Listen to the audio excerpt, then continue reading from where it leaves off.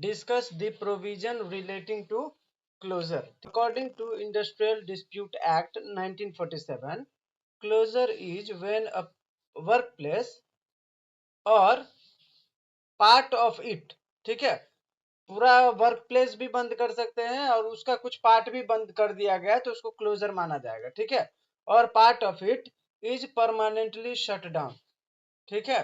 तो labour law, ये industrial dispute act का जो है सेक्शन 2CC, इसमें डिफाइन किया गया है क्लोजर के बारे में, जो ये बोलता है कि कोई भी वर्क प्लेस है ना, तो उसको अगर आप परमानेंटली शट डाउन करते हो या उसका पार्ट भी कोई कोई पार्ट है उसको भी आप शट डाउन करते हो तो उसको बोला जाता है closure. Closure in labour law procedure do not apply to project for building construction, ठीक है, like building, bridge, road, canal, dams और अदर कंस्ट्रक्शन वर्क। तो याद रखना, हाँ, क्लोजर जो है ना, ये जो बिल्डिंग, ब्रिज, रोड, कैनल वगैरह का काम करते हैं ना, उसके ऊपर ये प्रोसीजर अप्लाई नहीं होता है क्लोजर वाला, ठीक है। If an employer plans to close their establishment, they must apply at least 90 days in advance to the appropriate government, ठीक है। अगर किसी को अपने वर्क प्लेस को या अपने एस्टेब्लिशमेंट को क्लोज करना है तो उस एम्प्लॉयर को होना चाहिए कि वो 90 दिन पहले जो अप्रोप्रिएट गवर्नमेंट है उसको जो है नोटिस दिया जाए, ठीक है। तो इंडस्ट्रियल डिस्प्यूट एक्ट के अंदर अप्रोप्रिएट गवर्नमेंट कौन होता है? सेंट्रल गवर्नमेंट होता है, ठीक है। तो उनको जो है 90 डेज पहले ही आपको एक नोटिस देना पड़ेगा कि भाई हम ऐसे ऐसे हमारे इस्टेब्लिशमेंट को बंद कर रहा हूँ। आपके रीजन भी होंगे उसमें कि आप क्यों बंद कर रहे हो, तो ये आपका प्रॉब्लम है, ठीक है, इंटरनल, कि क्यों बंद कर रहे हो। They also need to give a copy of the application to the workers representative, ठीक है। वहां पे जो भी इस्टेब्लिशमेंट में जो भी वर्कर काम कर रहे हैं तो उनका एक रिप्रेजेंटेटिव होता है, जिसको ये आपको पता होगा ना, ट्रेड यूनियन, जो यूनियन वाले लोग होते हैं तो उसमें एक हेड होता है जो लीड करता है सबको, ठीक है। तो उसको वर्कर का रिप्रेजेंटेटिव माना जाता है। तो एक आप एप्लीकेशन किसको देते हो? अप्रोप्रिएट गवर्नमेंट को। और एक उन वर्कर के जो रिप्रेजेंटेटिव है आप उनको एक एप्लीकेशन देते हो। लिए प्रोसेस आउटलाइन किया गया है इस सेक्शन के अंदर। अगर उसको अपने एस्टेब्लिशमेंट को क्लोज करना है, ठीक है, तो सबसे पहले वो 90 डेज पहले ही एडवांस में जो अप्रोप्रिएट गवर्नमेंट है उनको एप्लीकेशन भेजेगा कि भाई मैं अपना ये एस्टेब्लिशमेंट बंद कर रहा हूँ। साथ ही साथ, ठीक है, उनके जो एम्प्लॉयमेंट में जो भी वर्कर्स हैं, ठीक है, जो भी वहां पे काम कर रहे हैं उनके रिप्रेजेंटेटिव को भी एक मिलेगा एप्लीकेशन, ठीक है, कि भाई मैं ये बंद कर रहा हूं, तुम लोगों को भी कहीं ढूंढना है तो ढूंढ लेना, ठीक है। The government will review the application, providing a fair chance for both employer and workers to be heard, ठीक है। ये जो गवर्नमेंट अप्रोप्रिएट गवर्नमेंट को एप्लीकेशन मिला तो गवर्नमेंट क्या करेगा? गवर्नमेंट बोलेगा दोनों बंदे को, एम्प्लॉयर और वर्कर को, कि भाई दोनों बैठ के बात करो, ठीक है, और मुझे बताओ कि तुम दोनों किस कंडीशन में पहुंचे हो, कहां तक पहुंच पाए हो, ठीक है। After the review the government में अप्रूव और डिनाई द क्लोजर। दोनों की बात सुनने के बाद अगर गवर्नमेंट को लगेगा, गवर्नमेंट के पास आपने एप्लीकेशन किया, ठीक है, कि मुझे ये एस्टेब्लिशमेंट बंद कर रहा है, बंद करना है, ठीक है। तो गवर्नमेंट ऐसा नहीं है कि तुरंत बोलेगा हाँ ठीक है बंद कर लो, नहीं। गवर्नमेंट जो है ना, एम्प्लॉयर और वर्कर को दोनों को बोलने का मौका देता है कि भाई तुम बंद क्यों कर रहे हो, और वर्कर को बोलता है कि भाई इसको बंद करने का नौबत क्यों आ गया। दोनों की सुनेगा ना गवर्नमेंट, राइट। और अगर बंद होता है तो वर्कर को क्या नुकसान होगा ये भी गवर्नमेंट को देखना है, एम्प्लॉयर को क्या प्रॉफिट होने वाला है बंद करने से वो भी देखना है, ठीक है। तो दोनों की बात सुनने के बाद, ठीक है, गवर्नमेंट जो है चाहेगा तो अप्रूव करेगा क्लोजर को, नहीं तो डिनाई कर देगा कि नहीं आप बंद नहीं कर सकते। दोनों पार्टी ने कहा कि नहीं मुझे जमेगा अगर बंद हो जाता है तो, ठीक है, तो गवर्नमेंट अप्रूव अप्रूव कर देगा कि ठीक है भाई क्लोज कर दो, ठीक है। अगर किसी पार्टी ने ऑब्जेक्शन लिया कि हम लोग कहाँ जाएंगे, हम लोगों को नोटिस ही नहीं मिला था, कुछ भी ऐसा भी होगा, अगर वर्कर के रिप्रेजेंटेटिव को नहीं मिला होगा, ठीक है, तो वो तो अपना ऑब्जेक्शन रेज करेगा कि भाई मुझे तो मिला ही नहीं था। तो फिर गवर्नमेंट क्या करेगा? उसके क्लोजर को डिनाई कर देगा कि नहीं आप नहीं कर सकते। सेक्शन 25 का सब सेक्शन ओ जो है उसमें ये बताया गया है इंडस्ट्रियल डिस्प्यूट एक्ट के कि भाई आप किसी सूरत में किसी को गवर्नमेंट से आपको परमिशन लेने की जरूरत भी नहीं है, ठीक है, अगर आपको अपना बिजनेस क्लोज करना है तो। अब किस किस परिस्थिति में, तो देखो, an employer can close a business without seeking prior permission if it has less than 50 workers and compensates the worker with 15 days average pay for each completed year of service। ठीक है, ये बोलता है कि अगर कोई भी बिजनेस है या कोई भी स्टैब्लिशमेंट है, अगर उसके अंदर 50 वर्कर है, ठीक है, और कंपनसेशन के तौर पे 15 दिन का सैलरी हर पूरे साल में जितना उसका होता है महीने का एवरेज वो दे देता है, ठीक है, तो ऐसे कंडीशन में प्रायर परमिशन की जरूरत नहीं है गवर्नमेंट से लेने की। इसके बाद है penalty for non compliance, failure to comply with section 25 O can result in imprisonment for up to 6 months and a fine of rupees up to 5,000 और both। ठीक है, सेक्शन 25 में जो भी प्रोविजन दिया गया है, अगर आप उसका कंप्लायंस नहीं करते हो तो ये माना जाएगा कि आप फेलियर हो गए हो, और इसके लिए सजा का भी प्रावधान किया गया है, 6 महीने का जेल और 5,000 रुपया जुर्माना या बोथ। ठीक है, लेकिन सेक्शन 25 वाला जो प्रोविजन है वो 50 वर्कर जिसका है या उससे कम है उसी के लिए वो लागू है, ठीक है, बाकियों के लिए लागू नहीं होता, वो याद रखना। इसके बाद है आगे procedure for closure of an undertaking. ठीक है, कोई अंडरटेकिंग है या एस्टैब्लिशमेंट है, उसको क्लोजर के लिए प्रोसीजर क्या है। The steps for closing and an establishment under ID Act, ID मतलब industrial dispute act, depend on the number of worker. ठीक है, याद रखना, कोई भी इस्टेब्लिशमेंट है तो उसमें जो वर्कर्स के नंबर है ना, उसके ऊपर डिपेंड करता है कि उसको क्लोजर के लिए कौन सा प्रोसीजर अपनाना पड़ेगा। जैसे अभी मैंने बताया था ना, अगर 50 से कम वर्कर है तो उसमें तो उसको नोटिस देने की भी जरूरत नहीं है, प्रायर परमिशन लेने की भी जरूरत नहीं है, बराबर। लेकिन उससे ज्यादा रहेगा तो फिर लेना पड़ेगा परमिशन। अभी देखो 50 से कम रहेगा तो क्या क्या करना पड़ता है। In case of less than 50 worker, अगर 50 वर्कर से कम है, if the establishment has fewer than 50 workers, the employer can close it without government permission। ठीक है, अगर 50 से कम का बंदा है किसी एम्प्लॉयमेंट में तो वो जो एम्प्लॉयर है वो गवर्नमेंट से परमिशन लेने की उसको जरूरत नहीं है, वो शट डाउन कर सकता है। ठीक है, लेकिन उसको अपने स्टाफ का कॉम्पनसेशन के तौर पे 15 दिन का जो उसका एवरेज पे रहेगा ना, वो साल भर का देना पड़ेगा। ठीक है, इसके बाद है दूसरा closure with more than 50 workers. 50 worker जो रहेगा ना उससे ऊपर, उसमें क्लोजर का क्या सीन है। 50 or more workers, if there are 50 or more workers, the employer need prior permission from the government. ठीक है, notice to the government and worker is required 60 days in advance. अगर आपको शट डाउन करना है तो 60 days पहले, ठीक है, आपको नोटिस देना पड़ेगा दोनों पार्टी को कि भाई हम ऐसे ऐसे अपने एस्टैब्लिशमेंट को शट डाउन कर रहे हैं। ठीक है, the government decides based on the employer reason and worker interest. दोनों को सुनने का मौका दिया था हम लोगों ने शुरू में, राइट। अब दोनों के आ गए हैं जवाब, तो उसके आधार पर जो है गवर्नमेंट डिसाइड करेगा कि भाई इसका क्लोजर को एक्सेप्ट करना है कि डिनाई करना है। Grant and refusal of permission for closure. Grant और रिफ्यूजल कब कब हो सकता है, देखिए, according to the ID act, if an employer intend to close down an establishment with 50 or more workers, prior permission from the government authority is required। ये तो ऊपर में भी हमने बात किया था। ठीक है, here's the process for granting or refusing permission। यहाँ पे कुछ प्रोसेस बताया है, अगर उस प्रोसेस को आप देखोगे तो इसमें बताया है कि कब उसको ग्रांट किया जाएगा और कब नहीं किया जाएगा। ठीक है, तो सबसे पहला है, देखो, approval criteria. The government authority reviews the reasons provided by the employer for closure in labour law. मैंने बोला था गवर्नमेंट ये जो अपना एम्प्लॉयर है वो अपना रीजन बताएगा कि उसको क्यों बंद करना है, ठीक है। जो उनके वर्कर होंगे वो बताएंगे कि भाई ये बंद क्यों कर रहा है, इससे हमारा कितना नुकसान होने वाला है, कितने वर्कर उनके यहाँ काम कर रहे हैं, राइट, कितने बेरोजगार हो जाएंगे। तो दोनों की बात सुनते हैं ना गवर्नमेंट।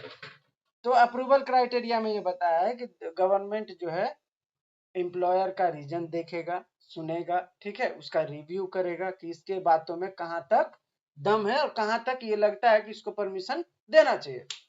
इफ सेटिस्फाइड, गवर्नमेंट जो है अगर सेटिस्फाई होता है तो if satisfied and if the employer complies with all industrial dispute act requirement, permission में बी ग्रांटेड, ठीक है। अगर गवर्नमेंट सेटिस्फाई हो जाता है और ये जो एम्प्लॉयर है उसने इंडस्ट्रियल डिस्प्यूट एक्ट के अंदर जो भी रिक्वायरमेंट होता है क्लोजर के लिए उसने सारा फुलफिल किया, जैसे नोटिस देना लेबर को भी, अगर वो नहीं दिया रहेगा तो फिर डिनाई कर देगा गवर्नमेंट, बोलेगा नोटिस तो उसको भी देना था क्यों नहीं दिए, राइट। अगर उसने दिया है बाकी जो भी कंपनसेशन बनता है उसने वो भी दे दिया है। तो अगर इंडस्ट्रियल डिस्प्यूट एक्ट के अंदर जो भी रिक्वायरमेंट है अगर आपने पूरा किया है और गवर्नमेंट रिव्यू के बाद सेटिस्फाई है तो आपको ग्रांट कर दिया जाएगा, ठीक है। इसके बाद है refusal of permission of closure in labour law. कब कब रिफ्यूज किया जा सकता है आपको क्लोज करने से, मतलब क्लोज करने का परमिशन आपको नहीं दिया जाएगा, कब कब। पहला, if the government authority is unsatisfied with the region or if the employer does not comply with act requirements, permission may be refused, ठीक है। ऊपर में हमने बात किया था कि कब कब दे सकता है, अगर गवर्नमेंट उसके जो भी रीजन होंगे एप्लीकेशन के साथ रीजन दिया होगा ना कि क्यों वो क्लोज कर रहा है, अगर गवर्नमेंट उसके रीजन से सेटिस्फाई नहीं होगा तो स्वाभाविक है ना कि नहीं देगा वो परमिशन, ठीक है। और गवर्नमेंट को लगेगा कि इंडस्ट्रियल डिस्प्यूट एक्ट के अंदर जो भी कंडीशन दिए गए थे, जो भी रिक्वायरमेंट दिया गया था क्लोजर के लिए, उसने इसको यहाँ पे कंप्लाई नहीं किया है, सच एज नोटिस देना वर्कर को नहीं दिया होगा, कंपनसेशन तय करना होगा नहीं दिया होगा, राइट। तो इस तरीके से जो है अगर उसने वो नहीं किया होगा तो परमिशन को जो है रिफ्यूज कर दिया जाएगा। Deemed grant of permission of closure in labour law according to IT act, if an employer wants to close an establishment with 50 or more workers, they must seek prior permission from the government authority, ठीक है। if the government authority does not respond within a specified time limit, the permission is deemed to be granted। अभी मैंने ऊपर में बताया था कि आपने 60 दिन पहले एप्लीकेशन किया था, ठीक है, कि मुझे क्लोज करना है। गवर्नमेंट को क्या था कि 60 दिन बाद भाई आपको आपका पूरा रिव्यू करके आपको ग्रांट करना था कि ठीक है भाई आप कर लो, क्लोज कर लो या डिनाई कर दो, कुछ भी तो रीजन आना चाहिए ना। गवर्नमेंट ने आपको कोई भी रिस्पॉन्ड नहीं किया आपके एप्लीकेशन का, तो ये एक्ट सीधा बोलता है कि अगर स्पेसिफाइड टाइम लिमिट के अंदर आपको गवर्नमेंट से कोई रिस्पॉन्ड नहीं मिला तो आप ये मान के चलना कि आपको परमिशन मिल गया, सिंपल, ठीक है। इसके लिए आप गवर्नमेंट को बार बार जाके वो नहीं रिक्वेस्ट नहीं करोगे कि सर दे दो मुझे, दे दो मुझे, ये गवर्नमेंट की जिम्मेदारी हो जाएगी फिर अगर आपने एप्लीकेशन किया है तो कि भाई तुम या तो डिनाई करो या तो दे दो। अगर तुम दोनों नहीं कर रहे हो तो ये माना जाएगा डिम्ड टू बी ग्रांटेड, ठीक है, कि भाई आपने ग्रांट कर दिया।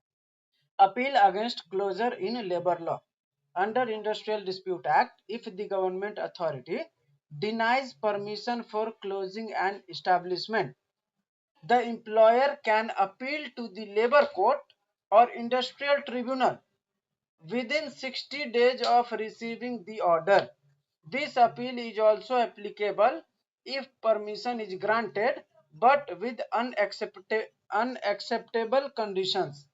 देखो ये जैसे मान के चलो हमने एप्लीकेशन किया, ठीक है, कि हमें क्लोज करना है अपना एस्टेब्लिशमेंट, गवर्नमेंट ने आपकी बात पूरा सुना नहीं, ठीक है, या किसी कारण से आपका डिनाई कर दिया, ठीक है। आपको लगता है कि नहीं यार ये गलत डिनायल है, डिनायल का रीजन तो देगा ना गवर्नमेंट आपको क्योंकि आपको नहीं बंद करना है, तो आप उसके जो ऑर्डर है गवर्नमेंट का जो ऑर्डर रहेगा आप उसके खिलाफ अपील में जा सकते हो। कहाँ पे? लेबर कोर्ट में या इंडस्ट्रियल कोर्ट में, ठीक है, इंडस्ट्रियल ट्रिब्यूनल में। कब तक? 60 डेज के भीतर। जैसे ही गवर्नमेंट ने आपको ऑर्डर दिया कि नहीं आप नहीं बंद कर सकते, डिनायल ऑर्डर आएगा ना आपके पास, तो आप उसके 60 दिनों के भीतर अपील कर सकते हैं उसके डिनायल को, ठीक है, कि भाई, या ऐसा भी कर सकते हैं कि उन्होंने आपको क्लोजर का परमिशन तो दे दिया, लेकिन उसमें कुछ ऐसे कंडीशंस दे दिए कि आप उसको फुलफिल ही नहीं कर सकते, ठीक है, तो आप उसके लिए भी अपील में जा सकते हो। अनफेयर लेबर प्रैक्टिस का मतलब है कि भाई लेबर के साथ कुछ अनफेयर प्रैक्टिस होता होगा, जैसे मान के चलो सैलरी में कुछ ऐसा होगा, या काम को लेके कुछ ऐसा होगा कि काम का बात किया था 8 घंटे का, अभी 9 घंटा करवा रहा है, तो ये अनफेयर है ना। तो आप किसी भी तरीके से वर्कर के राइट को वायलेट करते हो तो ये अनफेयर लेबर प्रैक्टिस में कवर होता है, ठीक है। ये भी आपसे मैंने जो अभी पीछे बताया ना, वो भी सवाल आपसे पूछा जा सकता है अनफेयर ट्रेड प्रैक्टिस का, ये कंज्यूमर प्रोटेक्शन एक्ट के अंदर कवर होता है, ठीक है। तो अनफेयर लेबर प्रैक्टिस जो है, unfair labour practice refers to action taken by employer or trade union that violate the right of worker, ठीक है। इसके बाद है these practices are detrimental to the harmonious relationship between employers and employees and are prohibited under labor law, ठीक है। ऐसे जो practice हैं, ठीक है, जो जिससे लेबर के या वर्कर के राइट वायलेट होते हैं, तो इससे क्या है, दोनों के रिलेशनशिप पे भी असर पड़ता है, ठीक है, जो कि लेबर लॉ के तहत प्रतिबंधित है, आप ऐसा नहीं कर सकते, ठीक है। The Industrial Dispute Act is the cornerstone of labor law in India, providing a legal framework for addressing industrial disputes, protecting workers' rights, and promote fair labor practices. ये जो इंडस्ट्रियल डिस्प्यूट एक्ट है वो भारतीय labour law के तहत corner stone माना जाता है उसको, ठीक है। और ये जो है लीगल फ्रेमवर्क तय करता है, और ये एड्रेस किस किस को करता है, इंडस्ट्रियल डिस्प्यूट को, लेबर के जो फंडामेंटल राइट हैं या उसको जो प्रोटेक्ट करने वाले राइट्स हैं उसको जो है प्रोटेक्ट करता है। इसके बाद फेयर लेबर प्रैक्टिस हो उसको प्रमोट करता है, ठीक है।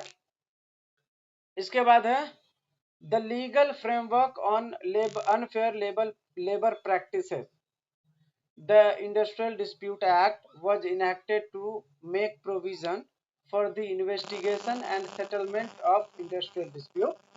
It applies to the entire country, covers all industry irrespective of size, ठीक है।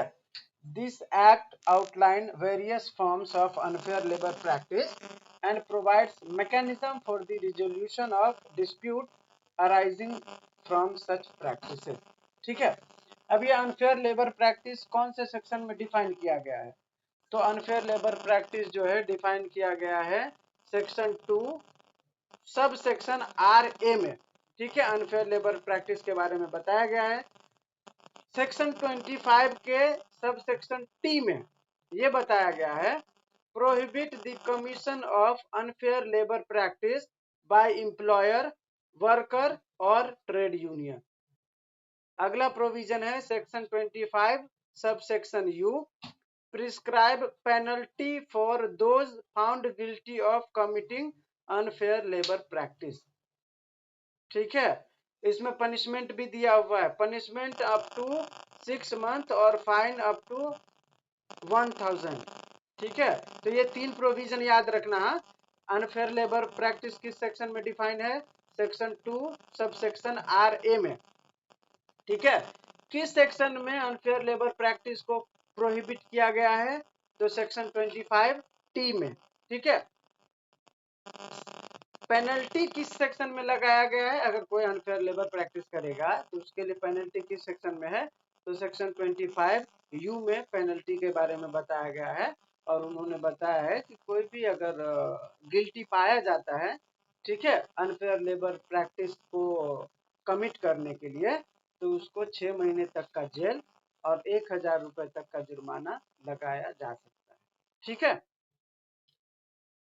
अब अनफेयर लेबर प्रैक्टिस जो है एम्प्लॉयर कैसे कमिट कर सकता है, ठीक है, मतलब इसमें दिया हुआ है कि भाई अनफेयर लेबर प्रैक्टिस ये जरूरी नहीं है कि लेबर ही ये एम्प्लॉयर ही करे, ये बोलता है कि कभी कभी वर्कर भी करता है, ये बोलता है कि कभी कभी यूनियन भी करता है, ट्रेड यूनियन। तो कैसे करता होगा, तो ये बता रहा है पहले एम्प्लॉयर के नजर से, ठीक है। Employer hold significant power in the employment relationship and unfair labor practices by employer often stem from an abuse of this power. The fifth schedule of the Industrial Dispute Act outlines a specific unfair labor practice by employer which include the following. सबसे पहला क्या है, interference with workers rights to unionise, ठीक है। मतलब union बनाने का अधिकार है ना वर्कर को, अगर एम्प्लॉयर उसके अंदर इंटरफेयर करता है तो ये अनफेयर लेबर प्रैक्टिस कर रहा है, ठीक है। ये पहला, employer are prohibited from interfering with restraining or coercing workers in their right to organize form join or assist a trade union, ठीक है। तो अगर आप ऐसा करते हैं तो ये ट्रेड यूनियन, ये क्या बोलते हैं, अपना अनफेयर लेबर प्रैक्टिस के अंदर आएगा। अब इसके अंदर बोल रहा है कि ट्रेड यूनियन बनाते समय कुछ थ्रेटन भी दिया जाता है वर्कर्स को कि तुम ऐसे अगर यूनियन बनाए तो मैं तुमको निकाल दूंगा वगैरह वगैरह, ठीक है। देखो क्या क्या कर सकता है employer, threatening workman with dismissal, employers can not threaten workers with discharge or dismissal if they join a trade union. अगर कोई भी उसका वर्कमैन है, अगर वो बोलता है कि मुझे ट्रेड यूनियन को ज्वाइन करना है या हमें ट्रेड यूनियन का एक ग्रुप बनाना है, वो उनका अधिकार है। ट्रेड इंडस्ट्रियल जो है ना डिस्प्यूट एक्ट, उसमें बताया है कि वर्कर ट्रेड यूनियन बना सकता है। तो अगर वो बना सकता है तो एम्प्लॉयर कौन होता है रोकने वाला। अगर एम्प्लॉयर रोकता है और उसको धमकाता है कि अगर तुम करोगे तो मैं तुमको निकाल दूंगा, तो ये क्या माना जाएगा, अनफेयर लेबर प्रैक्टिस माना जाएगा। किसके तरफ से, तो एम्प्लॉयर के तरफ से। दूसरा क्या धमकी दे सकता है, employer threatening lockout or closure, employer are prohibited from threatening a lockout or closure if a trade union is organized. ये बोलता है कि कोई अगर एम्प्लॉयर है, अगर उसके वर्कमैन अगर ट्रेड यूनियन बना रहे हैं, ठीक है, तो उसको धमका नहीं सकता है कि मैं तुमको निकाल दूंगा या मैं कंपनी ही बंद कर देता हूँ, तुम चलाते रहना ट्रेड यूनियन। ऐसा वो नहीं कर सकता है, ये प्रोहिबिटेड है, ठीक है। तो इस तरीके से भी ये क्लोजर हो जाएगा, ठीक है। अभी बोलता है डोमिनेटिंग और supporting A trade union, employers are also prohibited from dominating or interfering with or contributing support whether financial or otherwise to any trade union such as active interest in organizing a union. An employer cannot take an active interest in organizing a trade union of their workmen, ठीक है। कोई भी workman का अगर trade union बन रहा है तो उसमें किसी भी एम्प्लॉयर को नहीं होना चाहिए कि वो उसमें इंटरेस्ट ले। ये वर्कमैन का ग्रुप है तो वर्कमैन देखे, अगर एम्प्लॉयर उसमें हस्तक्षेप करने लगेगा तो ट्रेड यूनियन को तो वो खरीद ही लेगा ना कि भाई मैं तुमको जो बोलूंगा तू करना, ठीक है, तू वर्कमैन का मत सुनना। तो इसीलिए ये एम्प्लॉयर को इंटरफेयर नहीं करने के लिए बोला गया है किसी भी ट्रेड यूनियन में, ठीक है। इसके बाद है, एक सेकेंड, हाँ अब बता देता हूं मैं आपको इसके बारे में, वर्कर के तरफ से कैसे होगा अनफेयर ट्रेड प्रैक्टिस। हाँ, unfair labour practice by workman. अब कैसे वर्कमैन कैसे कर सकता है अनफेयर ट्रेड लेबर प्रैक्टिस, देखो। While much focus is often placed on unfair labor practice by employers, it is equally important to recognize that trade union and worker can also engage in unfair practices that disrupt industrial harmony and violate labor laws, ठीक है। अगर employer गलती करता है या employer किसी के workman के फंडामेंटल राइट को वायलेट करता है तो ये तो अनफेयर लेबर प्रैक्टिस है। लेकिन कभी कभी वर्कमैन भी तो करता है, ठीक है। तो अब वर्कमैन के बारे में बताया है, the Industrial Dispute Act also outline unfair labor practice on the part of workman, ठीक है। अब वर्कमैन क्या क्या कर सकता है अनफेयर लेबर प्रैक्टिस में, तो सबसे पहला है सपोर्टिंग इलीगल स्ट्राइक, किसी ने इलीगल स्ट्राइक किया है, आप उसमें सपोर्ट कर रहे हो, तो ये क्या है, गलत है ना। अगर कोई लीगल स्ट्राइक है तो आप बात करो कि भाई लीगल स्ट्राइक कर रहे हैं हम लोग, हमारी सैलरी नहीं बढ़ रही है, ठीक है। अब आप कुछ किसी भी चीज के लिए इलीगली स्ट्राइक करने लगते हो और आप अगर उसको सपोर्ट कर रहे हो तो ये अनफेयर लेबर प्रैक्टिस में कवर होगा। किसके तरफ से होगा ये, वर्कमैन के तरफ से। दूसरा है कोअर्सन इन यूनियन मेंबरशिप, ठीक है। Trade union must not coerce workers to join or refrain from joining a union, ठीक है। तो ये भी होता है ट्रेड अनफेयर लेबर प्रैक्टिस में।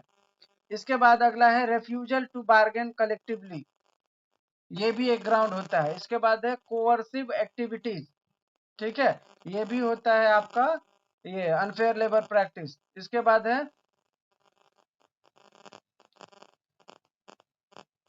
demonstration at employer's residence, staging demonstration at the residence of employer or managerial staff is considered an unfair labor practice, ठीक है, ये भी होता है। damage to employer's property, inciting or participating in willful damage to the employer's property is an also unfair labor practice, ठीक है। तो unfair labour practice workman के तरफ से इस तरीके से हो सकता है। Violence and intimidation, union must not engage in violence or intimidation against workers who choose to attend work during strike, ठीक है। तो ये सब जो है अनफेयर लेबर प्रैक्टिस के लिए वर्कमैन के लिए आता है। तो मेरे हिसाब से वर्कमैन ये अनफेयर लेबर प्रैक्टिस में ये काफी है, इससे ज्यादा की जरूरत आपको नहीं पड़ेगी। अगला सवाल कौन सा है, अगला सवाल है आपका, किधर गया, एक सेकंड, हाँ सवाल पढ़ता हूं मैं। ये हो गया। इसके बाद है डिसोल्यूशन ऑफ ट्रेड यूनियन, उसका प्रोसीजर पूछ रहा है आपसे, ठीक है। और पूछ रहा है what are the conditions necessary for dissolution of trade union, मतलब किस किस कंडीशन में आप जो है ट्रेड यूनियन को डिसॉल्व कर सकते हो, ये भी पूछ रहा है आपसे। और आपसे पूछ रहा है कि प्रोसीजर क्या है किसी भी ट्रेड यूनियन को डिसॉल्व करने के लिए, ठीक है। तो इसके बारे में भी हम लोग अभी चर्चा करेंगे।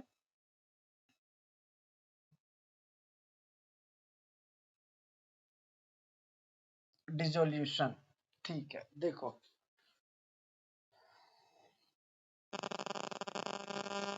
तो सबसे पहले आपको ये समझना है कि डिसोल्यूशन ऑफ ट्रेड यूनियन क्या होता है, ठीक है।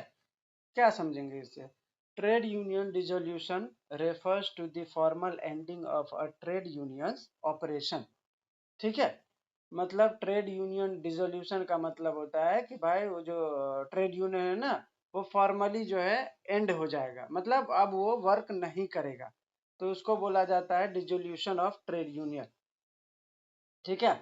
इसके बाद है trade union play a vital role in advocating for the rights and interest of worker and their dissolution can significantly impact workers, employers and other wider community. ये बोल रहा है ट्रेड यूनियन जो है ना, एक बहुत बड़ा रोल निभाता है किसमें, एडवोकेटिंग करने के लिए, किसके, वर्कर के राइट्स को और उसके इंटरेस्ट को, ठीक है। और ये जो है अगर डिसॉल्व हो जाता है ट्रेड यूनियन, तो इसका इम्पैक्ट तो पड़ेगा ना, वर्कर पे भी पड़ेगा, एम्प्लॉयर पे भी पड़ेगा, उससे जुड़े जो भी लोग होंगे, जो भी कम्युनिटी होगी, उसके ऊपर तो उसका असर पड़ेगा ना। अब ये डिसोल्यूशन ऑफ ट्रेड यूनियन के बारे में लॉ क्या कहता है, ट्रेड यूनियन एक्ट क्या बोलता है इसके बारे में। Section 27 of the trade union act talks about dissolution of trade union. Section 27 जो है ट्रेड यूनियन एक्ट का, वो डिसोल्यूशन ऑफ ट्रेड यूनियन के बारे में बात करता है, ठीक है। To dissolve such a group it needs to be legally registered as a union, ठीक है। ये सेक्शन बोलता है कि कोई भी यूनियन जो है उसको डिसॉल्व तब माना जाएगा ना जब वो रजिस्टर्ड होगा, ठीक है। अगर आपने रजिस्टर ही नहीं किया है उस यूनियन को, तो उसको डिसोल्यूशन से क्या फर्क पड़ता है, ठीक है, तो उसका डिसोल्यूशन नहीं माना जाएगा। तो आपने रजिस्टर्ड किया है लीगली, तब उस यूनियन का जो है डिसोल्यूशन हो सकता है। Section 27 subsection 1 says that a connected union can be dissolved by giving the registered a notice 14 days before. ठीक है, अगर कोई कनेक्टेड यूनियन है, ठीक है, तो वो जो है अपने आप को डिसॉल्व कर सकता है, लेकिन उसको 14 दिन पहले नोटिस देना होगा। किसको? रजिस्ट्रार को। ठीक है, कि हम डिसॉल्व कर रहे हैं। The reason for ending does not have to be very strong, and the members need to fully believe that union cannot continue. The notice has to be signed by at least 7 members and the union's secretary. When the registrar officially registers this notice, the union dissolve from that date. ठीक है, आप जब dissolution के लिए notice देते हो तो उसमें 7 मेंबर का कम से कम सिग्नेचर होना चाहिए। ठीक है, उसके बाद जो है यूनियन सेक्रेटरी जो है उसको उसके ऊपर साइन करेगा। ठीक है, और ऑफिशियली उस नोटिस को जो है रजिस्टर्ड लगाएगा। ठीक है, तब ये माना जाएगा कि आपका जो है ये ट्रेड यूनियन डिसॉल्व हो गया। ठीक है, Section 27 subsection 2 talks about giving the union's fund to the worker. If a trade union dissolve and its rule don't say how to share the money, the registrar should share the money among the workers in a certain way. ये बोल रहा है trade union के पास कुछ fund होते हैं ना, जब ट्रेड यूनियन बनता है तो वो फंड रेज कर सकता है। ठीक है, तो वो फंड उसके पास अगर कुछ है और ट्रेड यूनियन जो है डिसॉल्व हो गया तो उस फंड का क्या होगा? तो ये बोलता है कि अगर उसने ट्रेड यूनियन वाले ने पहले से ही कोई ऐसा रूल बना लिया है कि मैं ये यूनियन अगर डिसॉल्व होगा तो कैसे पैसे बांटेंगे वर्कर में, तब तो ठीक है, उस हिसाब से बांट लो। ठीक है, अगर नहीं है ऐसा कुछ भी सीन, ठीक है, तो रजिस्ट्रार जो है हर वर्कर के हिसाब से जितना शेयर गिरेगा वो बांट देगा। ये सेक्शन 27 का सब सेक्शन 2 बोलता है।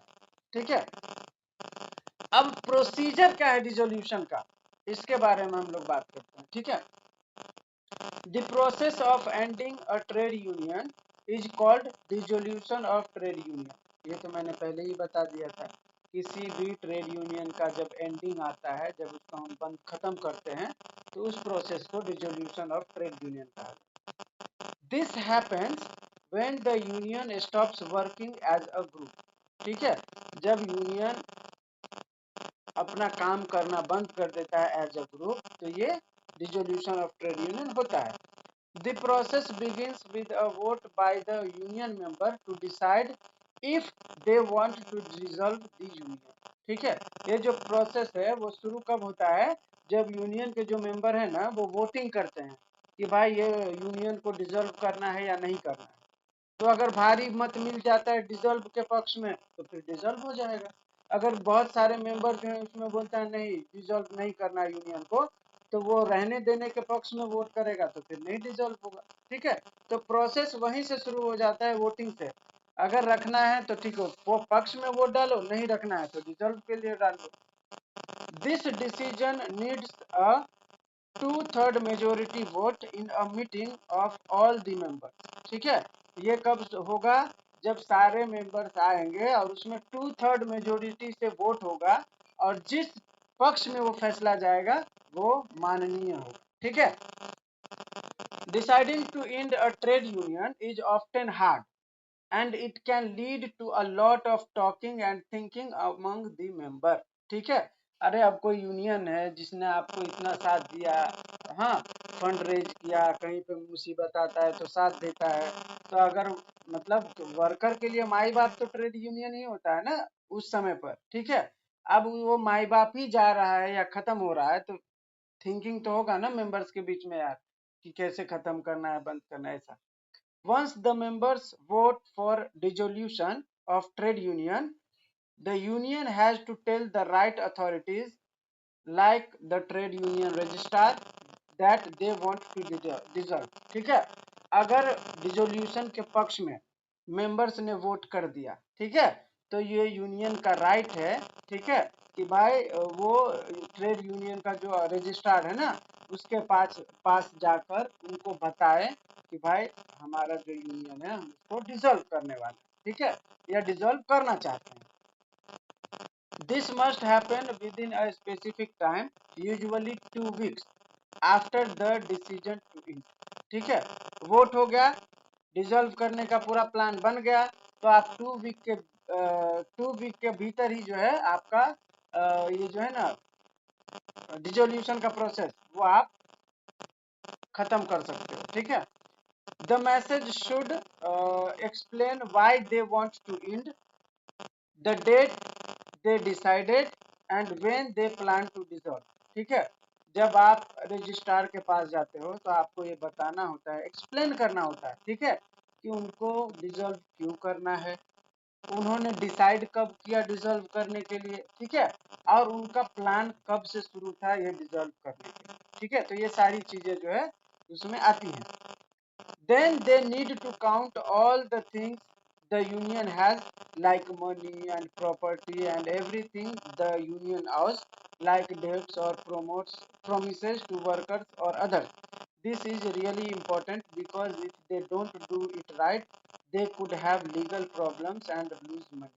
ठीक है, जब आप अपने यूनियन को डिसॉल्व करते हो तो आपको सारी जानकारी साझा करनी पड़ती है कि आपके ट्रेड यूनियन के अंदर पास फंड कितने थे, उसके डेप्थ कितने हैं, आपने प्रोमिसेस क्या क्या किए थे वर्कर के ऊपर, क्या क्या बाकी है, क्या क्या देना है, तो ये सारा जानकारी जो है आपको देना होता है। अगर आप नहीं देंगे तो आपके ऊपर आपको लीगल प्रॉब्लम्स आएंगे ना भाई, कि आपने घोटाला किया, घपला किया, फिर आपको जो है आपके पास जो भी पैसा रहेगा वो कंपनसेशन के तौर पे भरना पड़ जाएगा, राइट। तो ये बता रहा है। After that, the union has to make a plan for what to do with all their things, ठीक है। तो इसके बाद यूनियन जो है ये प्लान बनाता है कि उनके पास जो भी संपत्तियां हैं, डेब्ट्स है, तो उसका करना क्या है। They might give them to another group like another trade union or a charity, or they might give things to their member or worker, ठीक है। उनके पास जो भी है वो किसी और दूसरे ट्रेड यूनियन को दे सकते हैं, या किसी चैरिटी को, या उनके ही मेंबर जो वर्कर है उनमें वो बांट के खत्म कर सकते, ठीक है। The next step is to pay off all the debts and things the union of, ठीक है। इसके बाद जो भी डेब्ट्स रहेगा वो खत्म करेगा, पे ऑफ करेगा। This means paying back money to people the union owes, like creditor or workers. They need to do this before they finish dissolution of trade union. ये तो सही बात है ना, आप जब डिसॉल्व कर रहे हो तो आपके पास जो पैसा है वो बांट रहे हो, ठीक है। तो जो कर्जे हैं वो भी तो खत्म करोगे ना आप, ठीक है। तो जो भी डेब्ट है, जो भी उसके पास पैसा है, जो भी इनकम है, जो भी फंड्स है, उसका पूरा हिसाब किताब करेगा तभी तो वो डिसॉल्व कर पाएगा ना। तो यही प्रोसेस यहाँ पे बता रहा है, ठीक है। When everything that needs to be done is done, right, the trade union registrar will say that the union is not a group anymore. This is formal dissolution of trade union, ठीक है। तो trade union registrar जो है वो बोल देगा कि अब आप जो है ग्रुप नहीं रहे। तो ये जो फॉर्मल स्पीच है रजिस्ट्रार का, ये माना जाता है कि डिसोल्यूशन हो गया, ठीक है।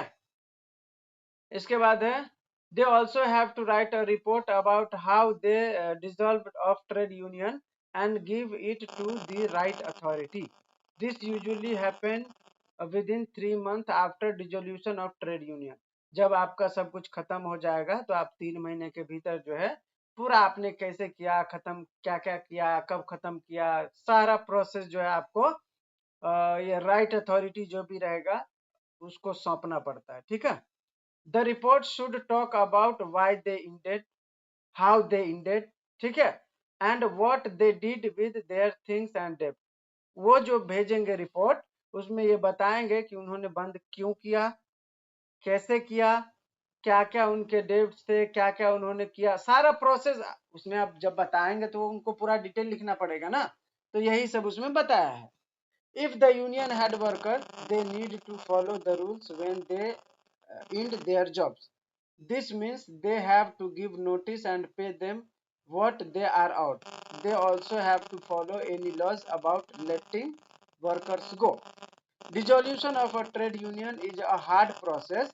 that needs careful planning and doing things the right way. They have to follow the rule and make sure members and workers are treated fairly. When a trade union dissolves, it affects workers, employers, and the community a lot. So it's really important to do with honesty, care and fairness. तो यही था आपका जो है dissolution के बारे में। तो उम्मीद है समझ में आया होगा। अगर किसी को ये आर्टिकल चाहिए तो मैं भेज दूंगा, मैं जहाँ से पढ़ रहा हूँ ना वो भेज दूंगा, आप लोग आराम से पढ़ लेना, कोई प्रॉब्लम नहीं है, ठीक है। मैं शॉर्ट में बता रहा हूँ, ये आर्टिकल बहुत लंबे में है तो इतना बताने लगे तो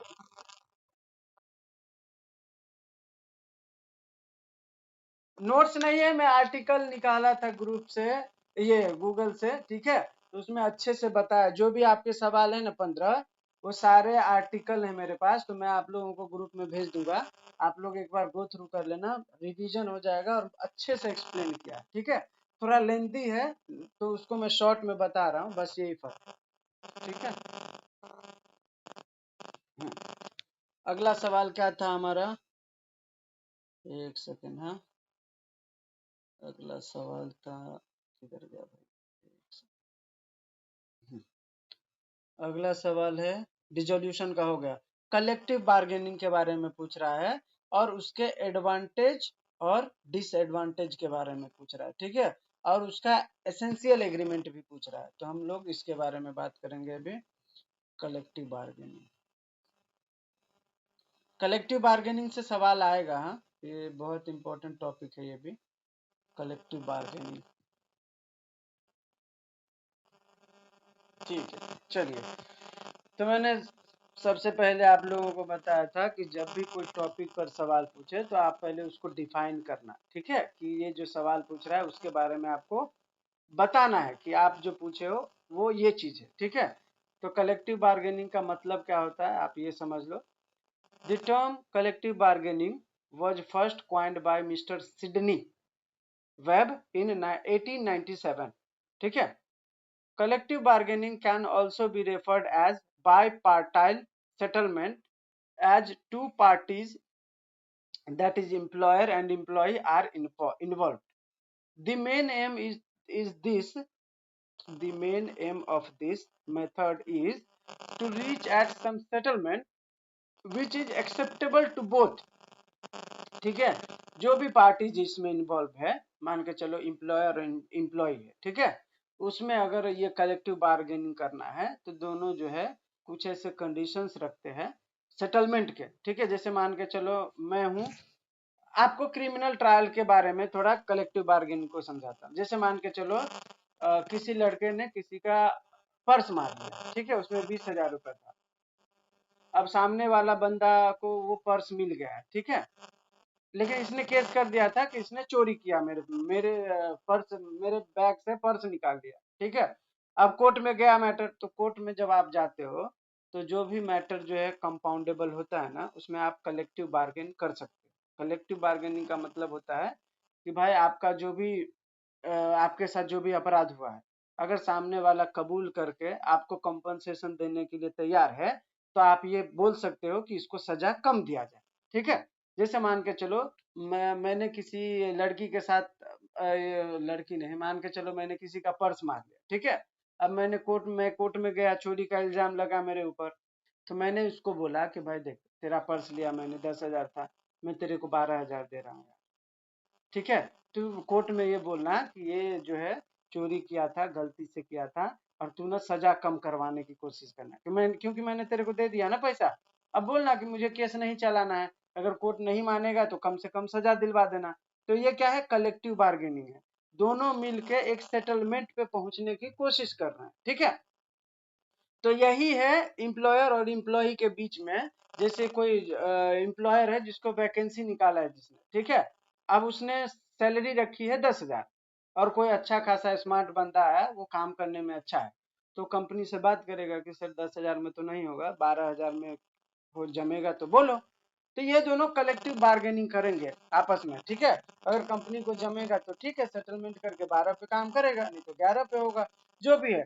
तो जब कलेक्टिव बार्गेनिंग का मतलब होता है कि भाई दोनों पक्ष, ठीक है, आपस में बैठ के सेटलमेंट के लिए किसी भी मुद्दे पर सेटलमेंट करना चाहते हैं तो कर सकते हैं, ये होता है कलेक्टिव बार्गेनिंग। अब कलेक्टिव बार्गेनिंग जो होता है उसका सब्जेक्ट मैटर क्या है, ठीक है, ये पूछ बता रहा है subject matter of collective bargaining. The subject matter of collective bargaining covers making a contract between employer and employee, execution of the contract. ये जो कलेक्टिव बार्गेनिंग है उसके अंदर क्या क्या कवर होते हैं, तो ये बोल रहा है कि जैसे एम्प्लॉयर और एम्प्लॉय, अभी लेबर लॉ में हम सीख रहे हैं तो कलेक्टिव बार्गेनिंग में क्या होगा, वर्कर और एम्प्लॉय का ही रिलेशनशिप आएगा ना इसमें, इसमें थोड़ी ना आएगा वो क्रिमिनल लॉ वाला अपराधी और अक्यूज का, नहीं आएगा। तो यहाँ पे एम्प्लॉयर और एम्प्लॉय के बीच में जो भी कॉन्ट्रैक्ट होगा उसके बीच के बारे में यहाँ पे सब्जेक्ट मैटर रहेगा। The other issues which covered by collective bargaining as follows। Collective bargaining में और भी जो है इश्यूज हैं जिसको कवर किया गया है। सबसे पहला है recognition of union, wages and allowances, ठीक है, ये भी कलेक्टिव बार्गेनिंग में कवर होता है। दूसरा hours of work, leave and festival holidays. अगर कोई एम्प्लॉई है वो एम्प्लॉयर के साथ कलेक्टिव बार्गेनिंग करना चाहता है तो वो ड्यूटी आवर्स के लिए भी कर सकता है ना।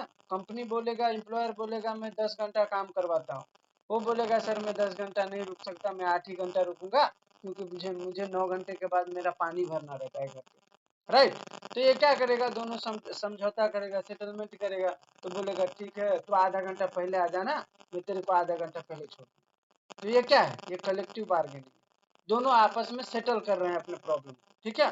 तो आर्स के लिए भी हो सकता है, वर्किंग आर्स के लिए, लीव के लिए भी हो सकता है कि जैसे आपको पता होगा जो भी फिल्म लाइन में काम करते हैं, जैसे मल्टीप्लेक्स, पीवीआर सिनेमा है आपका, ये चंदन सिनेमा है, जो भी सिनेमा घर होता है आपको पता होगा वहां पे संडे को छुट्टी नहीं मिलता, रेयर मिलता है, रेयर।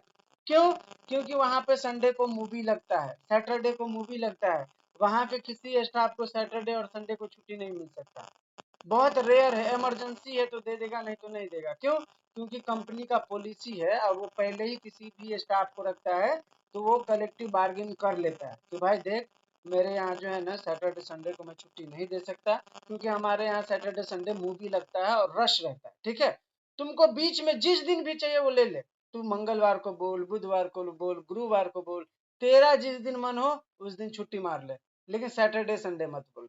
ये क्या है, कलेक्टिव बार्गेनिंग है। वो पहले से ही अपन डिसाइड कर लेता है कि भाई आपको इतने दिन छुट्टी मिलेगा, अगर आपको लगता है कि मुझे संडे को मेरी शादी है तब उस दिन ले लो। ये सब कलेक्टिव बार्गेनिंग के अंदर आता है, ठीक है। फेस्टिवल का हॉलीडेज आपको मिलेगा या नहीं मिलेगा, कितना मिलेगा, मिलना चाहिए तो आप बात करो कंपनी से, एम्प्लॉयर से कि भाई इतना छुट्टी तो दो कम से कम। इसके बाद बोनस के लिए भी आप कर सकते हो कलेक्टिव बार्गेनिंग, ठीक है।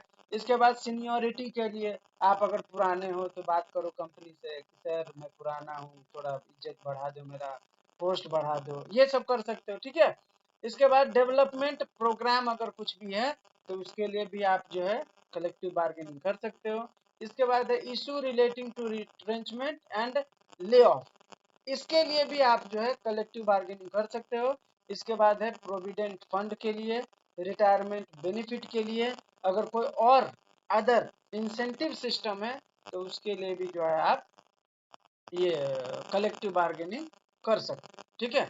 अब ये जो है कलेक्टिव बार्गेनिंग का कैरेक्टर क्या है, आपसे पूछा जाएगा कैरेक्टरिस्टिक्स ऑफ कलेक्टिव बार्गेनिंग, ठीक है। तो मेन कैरेक्टर है सबसे पहला collective process. Another feature is a collective process. Delegates participate on behalf of the employer and trade union, represent the employee, both of the parties sit together and reach at an acceptable conclusion। ठीक है, ये collective process है, trade union भी बैठता है, employer भी बैठता है, कंपनी भी बैठती है और साथ में मिलके जो भी एक्सेप्टेबल कंक्लूजन हो दोनों में सेटलमेंट के लिए उस पर पहुंचते हैं। यह है कैरेक्टर आपका कलेक्टिव बार्गेनिंग का। दूसरा क्या है, कंटिन्यूअस प्रोसेस। कलेक्टिव बार्गेनिंग जो है ना वो कंटिन्यूअस प्रोसेस है, मतलब एक चीज के लिए हुआ तो फिर दूसरे चीज के लिए भी आप कर सकते हो, तीसरे चीज के लिए भी चालू रहता है, चौथे। ऐसा नहीं है कि एक ही बार आपने कलेक्टिव बार्गेन किया बस हो गया। The collective bargaining process is continuous, ठीक है। It goes on 365 days of the year, it does not and, ठीक है। ये जो कलेक्टिव बार्गेनिंग है ये कभी खत्म नहीं होता, वो प्रोसेस में ही रहता है, ठीक है। The process includes application of contract, administration, etc. The bargaining goes one day. The bargaining goes on day to day under the rules established by labor agreement, ठीक है। तो ये डे टू डे चलते रहता है। तीसरा इसका है फ्लेक्सिबल। ये जो है आपका कलेक्टिव बार्गेनिंग ये नेचर में फ्लेक्सिबल है। The process is very flexible and there is no specific rule for reaching at conclusion. There is more scope for compromise. Give and take policy also works before reaching at the conclusion. तो ये flexible है। Company ने बोला 8 घंटा, sir नहीं 7 घंटा कर दो। कंपनी बोलेगा ठीक है यार 7 में 7.5 रह दो, फिर ये बोलेगा ठीक है सर 7.5। तो मतलब फ्लेक्सिबल है, ऐसा नहीं इसमें कलेक्टिव बार्गेनिंग में कोई जोर जबरदस्ती नहीं होता है। आप एकदम मतलब आपको जिस हिसाब से सेटलमेंट करना है, कॉम्प्रोमाइज करना है, आप कर सकते हो, ठीक है। आपको कंक्लूजन पर पहुंचने के लिए कोई भी ऐसा हार्ड एंड फास्ट रूल नहीं है कि कंपनी ने इतना बोला तो आप उतना ही मानो, नहीं। आप अपनी बात रखो, कंपनी को लगेगा तो करेगा, तो एकदम फ्लेक्सिबल होता है, ठीक है। इसके बाद अगला है इसका character, bipartite process. The process involve two parties, there is no intervention of third party, ठीक है। Both the parties employer and employee collectively take some decision, ठीक है। तो ये द्विपक्षीय वार्ता होता है एक तरीके से, ठीक है। इसमें कोई तीसरा पक्ष नहीं आता। अगर कलेक्टिव बार्गेनिंग होता है तो दो पक्ष जो भी होगा जिसके बीच वो कॉन्फ्लिक्ट होगा वो दोनों पार्टी आपस में बैठ के, ठीक है, जो भी सेटलमेंट होगा वो कर लेंगे। तो ये बाई पार्टाइट प्रोसेस है। इसके बाद अगला है industrial democracy. The collective bargaining is based on principle of industrial democracy. The trade union represents the workers in negotiation with the employer or employee. It is a joint effort of helping the workers in matter which affect labor, ठीक है। तो industrial democracy भी देता है।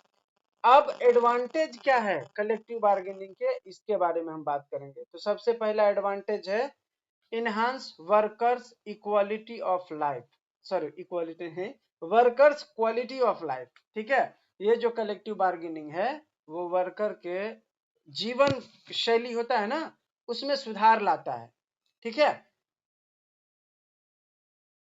It helps worker in improving there quality life of life, ठीक है। The main focus is on improving safety and working conditions of employees. Aarti 15 minute और 15 minute में हो जाएगा खत्म, ठीक है। 9 से 10:30 रहता है ना, बस 15 मिनट। हाँ, तो the main focus is on improving safety and working conditions of employees. या ये पूरा कर लेते हैं एडवांटेज और डिसएडवांटेज, इसके बाद खत्म कर देंगे, ठीक है। तो मेन फोकस क्या है कि भाई जो भी वर्कर्स है इसके अंदर, ठीक है, ये कलेक्टिव बार्गेनिंग के अंदर आते हैं, उसके क्वालिटी लाइफ को जो है बेहतर बनाने की कोशिश में रहता है कलेक्टिव बार्गेनिंग। तो सबसे पहला एडवांटेज यही है, ठीक है। The main focus is on improving safety and working conditions of employees. collective bargaining leads to increase in pay level of worker and other types of benefit. Hence, the workers enjoy higher quality of life. The collective bargaining agreement will lead the worker to enjoy a higher overall quality of life. दूसरा है offer security and stability, ठीक है। Collective bargaining का दूसरा जो है advantage है offer security and stability. It provides employees security of work tenure and they need not worry about their wrongful termination. They have a team of representatives and a strong support system who represent them and fight for the rights of employees, ठीक है। तो ये collective bargaining जो है इसमें भी help करता है, वो यूनियन वगैरह बना लेते हैं। उनको अगर कोई उनको डर खत्म हो जाता है ना कि मुझे कोई टर्मिनेट कर देगा, ठीक है, उनके लिए उनके रिप्रेजेंटेटिव फाइट करते हैं, ठीक है। तीसरा है क्रिएट अ बाइंडिंग रिजल्ट। ये जो कलेक्टिव बार्गेनिंग है ये बाइंडिंग रिजल्ट को क्रिएट करता है। Due to collective bargaining agreement both the parties are bound together to follow the rules, ठीक है। अब एम्प्लॉयर ने बोला कि भाई 10 घंटा करना है, एम्प्लॉय ने बोला सर मैं 9 ही घंटा कर पाऊंगा, मेरे बच्चे भी हैं घर पे, ठीक है। अब दोनों ने एग्रीमेंट कर लिया कि ठीक है भाई तुम 9 घंटा कर, ठीक है। तो दोनों ने मिलके एग्रीमेंट किया, तो दोनों को तो मानना ही पड़ेगा ना। कंपनी ने बोला था 10, इसने बोला 9, तो कंपनी को लगा ठीक है 9 भी चलेगा, बहुत है, ठीक है। तो ये दोनों के ऊपर जो है बाइंडिंग क्रिएट करता है। It provides for extra security for employers and employ for defending their position, ठीक है। Both the parties need to follow the contract. If either of them don't follow, then may be held liable for the injured party, ठीक है। दोनों ने collective bargaining के तहत settlement किया, भाई 10 और 9 जो भी टाइम आर है या सैलरी है या जो भी है, कोई भी इशू है, ठीक है। अगर एग्रीमेंट बन गया, कॉन्ट्रैक्ट बन गया, उसके बाद दोनों में से कोई एक फॉलो नहीं करता है तो फिर वो लीगल एक्शन ले सकता है उसके ऊपर, ठीक है। अगला है give workers a larger voice. ये जो कलेक्टिव बार्गेनिंग है वो वर्कर को लार्जर वॉइस देता है, ठीक है।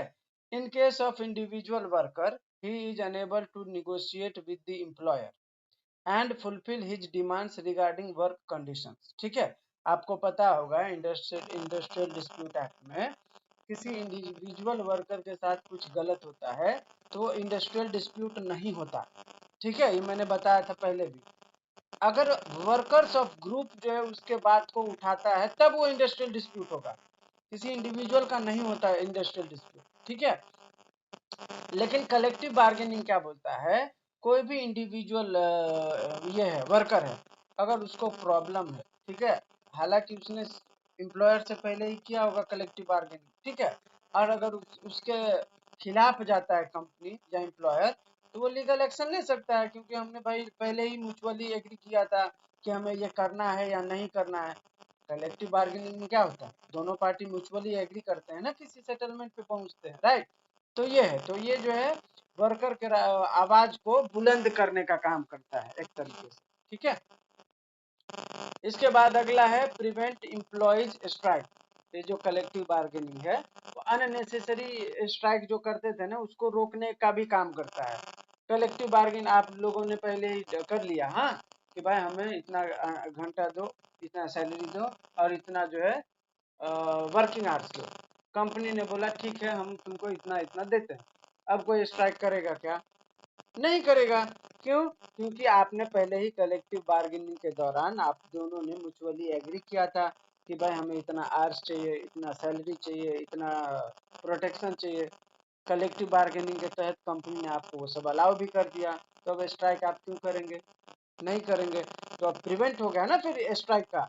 तो ये जो कलेक्टिव बार्गेनिंग है वो एम्प्लॉय के स्ट्राइक को भी रोकने का काम करता है, ठीक है। इसके बाद इसका एक मेन जो है फंक्शन ट्रांसपेरेंट प्रोसेस है। ये जो कलेक्टिव बार्गेनिंग है वो ट्रांसपेरेंट प्रोसेस है। all the discussion are kept in written form and are open to all for reference. Whatever is decided between both parties can be easily known. Such type of flexibility may not be available at other workplace.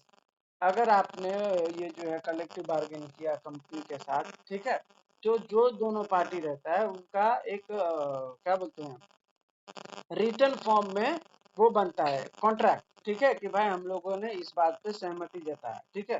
तो ये transparent हो गया ना, फिर बाद में कोई लोचा ही नहीं है, कोई टेंशन नहीं है कि वो मुकर जाएगा या मैं मुकर जाऊंगा, ऐसा कुछ नहीं रहेगा। तो ट्रांसपेरेंट प्रोसेस है। तो ये 6 तरीके का जो है ना आपका एडवांटेज है इसके अंदर। इसका डिसएडवांटेज बता देता हूँ क्या है, यही दोनों मेन पूछा था इसके अंदर। तो डिसएडवांटेज है सबसे पहला no representation of consumer. Collective bargaining में कंज्यूमर के लिए कोई प्रोसेस ही नहीं बताया गया, ठीक है, तो ये पहला है। दूसरा prone to inequality, collective bargaining may lead to inequality among the parties and either of them may suffer and get less of what they deserve. ठीक है, तो कलेक्टिव बार्गेनिंग में जो है इन इक्वालिटी का जो है चांस बढ़ जाता है, यही डिसएडवांटेज। तीसरा है can be a financial burden. The person who become the member of the union are required to pay various dues. So the paying members have to pay for those dues. Hence, in this process, there is a lot of financial burden to member as well as union. There is the cost of lost productivity as both parties sit and discuss out a deal. Many collective bargaining agreements are lengthy and require time to read, which further reduces workers' availability. All this involve lot of cost. Employer representative becomes less productive and they are a part of this process. तो ये जो है मतलब financial burden भी हो जाता है कभी कभी आपका कलेक्टिव बार्गेनिंग। अगला है influence relationship between members. Collective bargaining may not always result in grouping of workers. There may be conflict among workers due to disagreement of some issues. ठीक है, इसके बाद अगला है consumer gets affected by this process. Consumer has to bear the burden of settlement as when wages of workers are raised by employers, the raise the price of goods will affect the consumer। ये सही बोल रहा है consumer. ये जो collective bargaining है, collective bargaining में worker और एम्प्लॉय ने बात कर लिया, ठीक है, सेटलमेंट हो गया। वर्कर ने बोला सैलरी बढ़ाओ, ठीक है, कंपनी ने बोला कि ठीक है सैलरी बढ़ा देंगे। सैलरी बढ़ाएगा तो इनडायरेक्टली उनके जो गुड्स हैं जो वो मैन्युफैक्चर करता है उसके ऊपर रेट बढ़ा देगा, वो स्वाभाविक है ना। तो फिर कंज्यूमर को ही उसका पैसा भरना पड़ता है ना। अगर मान के चलो कॉलगेट 10 रुपए का था, अब एम्प्लॉयर जो था वहां पे जो एम्प्लॉय था वो बात करके सेटलमेंट करके सैलरी 15,000 करवा दिया, ठीक है। तो अब 10 का कॉलगेट 15 में मिलेगा, तो इफेक्टेड किसको हुआ? कंज्यूमर को। तो ये जो है कलेक्टिव बार्गेनिंग का जो प्रोसेस है उससे कंज्यूमर इफेक्ट होता है, ठीक है। और लास्ट है इसका, it creates tension in work place.